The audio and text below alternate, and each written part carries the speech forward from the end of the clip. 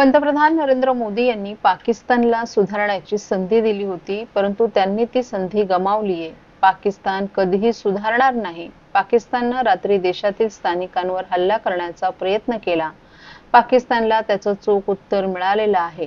जगाच्या नकाशावरून पाकिस्तानचं नामोनिशाण मिटवण्याची हिंमत भारतात आहे, असं वक्तव्य उपमुख्यमंत्री एकनाथ शिंदे यांनी केले.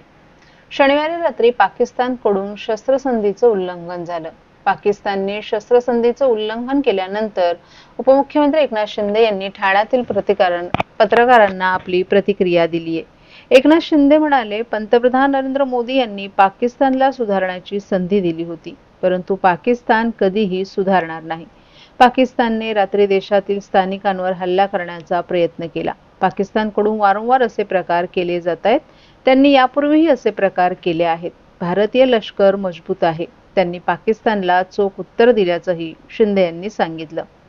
भारतासोबत लढणं सोपं नाही हे पाकिस्तानला माहीत नाही. भारतासोबत लढल्यास ते पराभूत होणार हे देखील त्यांना माहीत आहे. बेईमानी करणाऱ्या पाकिस्तानला पंतप्रधान नरेंद्र मोदी हे धडा शिकवतील. पाकिस्ताननं त्यांच्या कृतीप्रमाणे वागलं पाहिजे, अशी टीकाही शिंदे यांनी केली आहे. एकदा पाकिस्तानने आपली नीचपणा दाखवलाय. पाकिस्तानची ही नीच हरकत आहे. खऱ्या अर्थाने शस्त्रसंधी झाल्यानंतर एक त्यांना सुधारण्याची संधी होती, परंतु त्यांनी ती गमावलेली आहे. रात्री त्यांनी जे काही माकड चाळे केले, आपल्या केविलवाना प्रयत्न केला आपल्या लोकांवर अटॅक करण्याचा, तो परतवून लावून त्यांना मुंहतोड जवाब आपल्या भारतीय सैन्याने दिलेला आहे. यामध्ये त्यांनी सबक शिकली पाहिजे आणि म्हणून यापूर्वी देखील अशा प्रकारचं उल्लंघन त्यांच्याकडून झालेलं आहे. भारताने पूर्णपणे शिस्तीचं पालन केलेलं आहे, संयमी वृत्ती ठेवलेली आहे.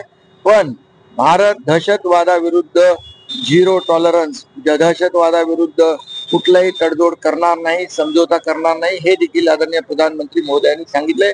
त्यामुळे पाकिस्तानला याच्यातून सबक शिकले पाहिजे, धडा घेतला पाहिजे आणि आपल्या अवकातीप्रमाणे आपल्या कुवतीप्रमाणे भारताशी वागलं पाहिजे. अन्यथा भारत त्याला, मी पहिला पण म्हणालो, जगाच्या नकाशावरून पाकिस्तानचं नामोनिशाण मिटवण्याची हिंमत भारतामध्ये. शहबाज शरीफला अजून आशा आहे की का सिंधू नदी असेल या काश्मीर प्रश्नावर शहबाज शरीफने पण स्वतः सांगितलं, एक ऐसी सीज फायर है, एक ऐसी शस्त्रसंधि है, एक ऐसी शांति है, ये शांति बोल के फिर यहाँ पर हमला कर रहे हैं. ये तो डबल स्टैंडर्ड है और ये डबल स्टैंडर्ड करने वाले धोखेबाज पाकिस्तान को सब लोग मिलकर मुंहतोड़ जवाब देंगे. जितेंद्र आव्हाड यांचे निकटवर्ती असलेल्या राष्ट्रवादीच्या 7 बड्या नगरसेवकांनी शिवसेनेचं धनुष्यबाण हाती घेतल्यानंतर शनिवारी माजी महापौर मनोहर साळवी यांच्यासह 3 माजी नगरसेवकांनी शिंदेंच्या शिवसेनेत प्रवेश केलाय. त्यामुळे कळवा विभागात आता शरद पवार यांच्या राष्ट्रवादीचं अस्तित्वच संपलं असून केवळ वर्षा मोरे या माजी नगरसेविकेचा प्रवेश अद्याप शिवसेनेत झाला नाही. स्थानिक स्वराज्य संस्थांच्या निवडणुकीचा मार्ग मोकळा झाल्यानंतर ठाण्यात मोठ्या प्रमाणात पक्षांतर होणार असल्याचं बोललं जात होतं. विशेष करून कळवा विभागात मोठ्या प्रमाणात पक्षांतर होईल असा अंदाज बांधण्यात आला होता. शरद पवार यांच्या राष्ट्रवादीचे माजी नगरसेवक भाजपमध्ये प्रवेश करतील असा अंदाज बांधण्यात येत होता. मात्र हे सारे अंदाज फोल ठरवत उपमुख्यमंत्री एकनाथ शिंदे यांच्या राजकीय खेळीमुळे राष्ट्रवादीच्या 7 नगरसेवकांनी शिंदेंच्या शिवसेनेत प्रवेश केलाय. शिंदेंच्या या खेळीमुळे जितेंद्र आव्हाड यांना मोठा धक्काच बसला. मात्र भाजपला देखील हा एक प्रकारचा इशारा देण्याचं काम शिवसेनेच्या वतीनं करण्यात आले. गुरुवारी माजी विरोधी पक्षनेत्या प्रमिला केणी, माजी विरोधी पक्षनेते मिलिंद पाटील यांच्यासह 7 नगरसेवकांनी शिवसेनेत प्रवेश केला होता.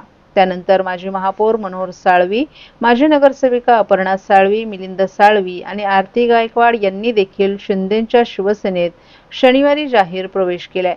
हे सर्वजण शिवसेनेत प्रवेश करणार हे जवळपास निश्चित झालं होतं. मात्र हे सर्व नगरसेवक गुरुवारी बाहेर असल्यानं त्यांचा प्रवेश होऊ शकला नव्हता.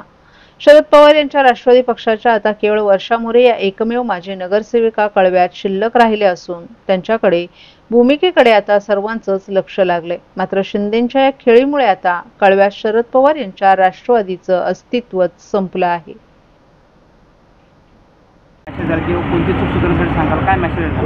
कोणाला चूक वगैरे असं काही नाही. हे बघा, प्रत्येकाने आत्मचिंतन करावं एवढाच माझा प्रश्न आहे. कारण माजी महापौर मनोहर साळवी साहेब हे 85 सालापासून आधी काँग्रेसमध्ये होते आणि नंतर ते राष्ट्रवादी काँग्रेसची जशी स्थापना झाली तिथपासून सुभाष भोईर साहेब असतील, देवराम भोईर साहेब असतील, जगदाळे साहेब असतील आणि मनोहर साळवी साहेब तर आत्ता शिवसेनेत प्रवेश केला. आता एवढ्या सिनियर आणि सर्वात ज्येष्ठ नेत्यांनी पक्ष का सोडला याची कारण मीमांसा राष्ट्रवादीच्या पक्षश्रेष्ठींनी आता तरी करावी अशी माझी सार्थ अपेक्षा आहे. बाकी काय. महाराष्ट्रातील भगिनींना आधार देणारी राज्य शासनाची मुख्यमंत्री माझी लाडकी बहीण योजना.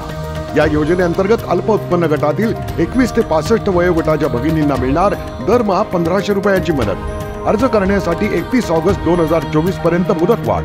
कुटुंबाचं वार्षिक उत्पन्न 2.5 लाख रुपयांपेक्षा कमी असलेल्या महिला पात्र. कुटुंबाकडे पिवळं किंवा केशरी रेशन कार्ड असल्यास उत्पन्नाचा दाखला आवश्यक नाही. पांढरं रेशन कार्ड असेल किंवा रेशन कार्ड नसेल तर कुटुंबाचं वार्षिक उत्पन्न 2.5 लाखांपेक्षा कमी असल्याचा दाखला आवश्यक. योजनेसाठीचा ऑनलाईन अर्ज नारी शक्ती दूत ॲपवरून किंवा पोर्टलवर भरता येईल. ज्या भगिनींना ऑनलाईन अर्ज भरता येत नसेल त्यांच्यासाठी अंगणवाडी, ग्रामपंचायत, वॉर्ड ऑफिस, सेतू सुविधा केंद्रामध्ये किंवा आशाताई बचत गटाच्या CRP यांची मदत उपलब्ध. आता आपल्याला अभिमानानं म्हणता येईल, सुखी आणि सुरक्षित आहे माझी लाडकी बहीण.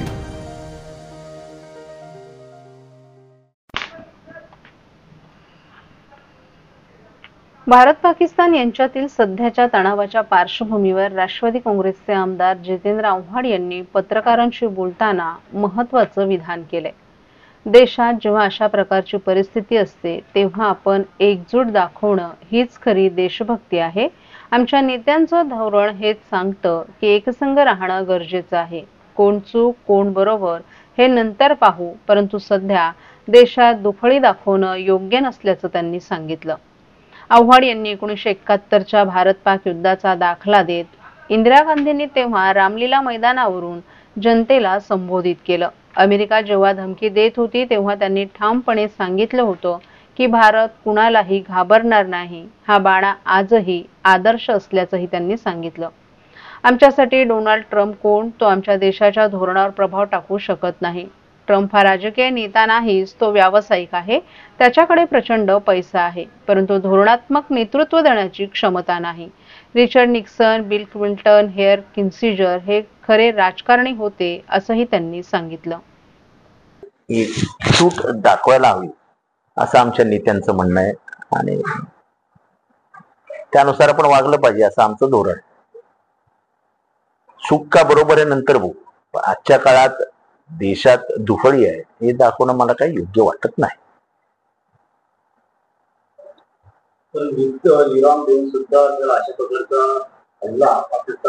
आता असं आहे की आता आपण मी तरी याच्यावर बोलणं, स्वार मी छोटा माणूस आहे त्याच्यामुळे याच्यावर काही बोलण्याची माझी तरी इच्छा नाही. मला काय बोलायचं इंदिरा गांधींचा इतिहास मी आजच माझ्या एका लेखात लिहिलेला आहे की 1971चं युद्ध सुरू होण्याच्या आधी अमेरिकेच्या दौऱ्यावरती आपल्या परराष्ट्र मंत्र्यांना घेऊन इंदिरा गांधी गेल्या होत्या आणि व्हाईट हाऊस मध्ये जेव्हा त्यांना जेवण देण्यात आलं, म्हणजे प्रत्येक राष्ट्राध्यक्ष जेव्हा अमेरिकेत जातो तेव्हा त्याला जेवणासाठी व्हाईट हाऊस मध्ये आमंत्रित केलं जातं आणि त्या जेवणाला जगाचे सगळे प्रतिनिधी जे अमेरिकेत असतात इतर राष्ट्रांचे सगळे त्या जेवणाला उपस्थित असतात. हेनरी किसिंजर त्यावेळेसचे परराष्ट्र मंत्री आणि रिचर्ड निक्सन त्यावेळेसचे अध्यक्ष अमेरिकेचे यांनी अतिशय धमकावणीच्या सुरात इंदिरा गांधींना तथाकथित समजवण्याचा प्रयत्न केला की तुम्ही पाकिस्तानला हे करू नका, बांगलादेशची बाजू घेऊ नका, अमुक करू नका, तमुक करू नका. इंदिरा गांधीने सांगितलं की भारत हा कुठल्याही राष्ट्रामध्ये स्वतःहून जात नाही, पण जर माझ्या शेजारच्या राष्ट्रामध्ये अत्याचार होत असतील, अनाचार होत असतील तर त्या राष्ट्राबरोबर त्यांच्याबरोबर त्या लोकांबरोबर राहणं हा माझा नैतिक धर्म आहे, हा भारताचा धर्म आहे. 10वीच्या विद्यार्थ्यांच्या निकालाची प्रतीक्षा अखेर संपली असून उद्या मंगळवारी 1 वाजता 10वीचा निकाल मंडळानं जाहीर केलेल्या संकेतस्थळावर ऑनलाईन पाहता येणार आहे, अशी माहिती महाराष्ट्र राज्य माध्यमिक व उच्च माध्यमिक शिक्षण मंडळाच्या सचिव देविदास कुळाल यांनी जाहीर केले. महाराष्ट्र राज्य माध्यमिक व उच्च माध्यमिक शिक्षण मंडळाद्वारे पुणे, नागपूर, औरंगाबाद, मुंबई, कोल्हापूर, अमरावती, नाशिक, लातूर आणि कोकण या 9 विभागीय मंडळांमार्फत माध्यमिक शालांत प्रमाणपत्र परीक्षा घेण्यात आली होती. 5 मे रोजी इयत्ता 12वीचा निकाल लागला होता. तेव्हापासून 10वीच्या निकालाकडे विद्यार्थ्यांचे डोळे लागले होते. दरम्यान शालेय शिक्षण मंत्री दादा भुसे तसंच मंडळाचे अध्यक्ष शरद गोसावी यांनी 10वीचा निकाल 15 मे पर्यंत जाहीर करण्यात येणार असल्याचं अगोदरच स्पष्ट केलं होतं. विद्यार्थ्यांना विषयनिहाय गुण संकेतस्थळावरून उपलब्ध होतील. निकालाची प्रिंट देखील घेता येणार आहे. परीक्षेच्या उत्तरपत्रिकेचं पुनर्मूल्यांकन करण्यासाठी ऑनलाईन पद्धतीनं अर्ज मंडळाच्या अधिकृत संकेतस्थळावरून करण्यासाठी प्रथम उत्तरपत्रिकेची छायाप्रत घेणं अनिवार्य आहे. ही छायाप्रत मिळाल्याच्या दिवसापासून कार्यालयीन कामाच्या 5 दिवसात शुल्क भरून संबंधित विभागीय मंडळांकडे विद्यार्थी ऑनलाईन पद्धतीनं अर्ज करणं आवश्यक आहे. ज्या विद्यार्थ्यांना उत्तरपत्रिकेचं पुनर्मूल्यांकन करायचं असेल त्यांनी अधिक माहितीसाठी संबंधित विभागीय मंडळाकडे संपर्क साधावा असं आवाहन मंडळानं केलं आहे.